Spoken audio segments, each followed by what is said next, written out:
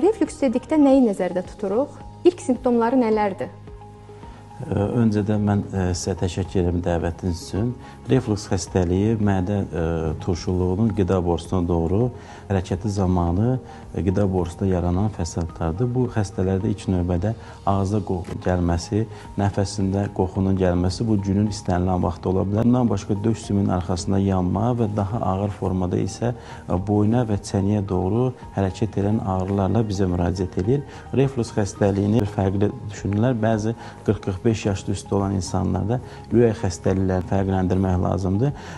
Çünki ürək xəstəliyi olan, stenokardiyası olan insanlarda döş sümüyünün arxasında da yanma hissi eynən həmin qaydada gedir. Və bundan başqa bu xəstələrdə adətən qidalanmaya bağlı, yəni məsələn turş qidaları, turşuluğu artıran qidaları artdıqda ondan başqa qida borusu mədiyə keçən yerdə sfinkter var. Bu sfinkter, yəni yer arasında qapaq da deyirlər. Qapaq zaman turşuluğun tərsində mədə turşuluğu və yaxud da mədənin 12 bağırsağa keçən yerin açıqlığı olduğunda ödün mədiyə doğru, öd turşusu mədiyə doğru və ondan da daha yuxarı qida borusuna doğru hərəkət zamanı sfinkteri zədələyir.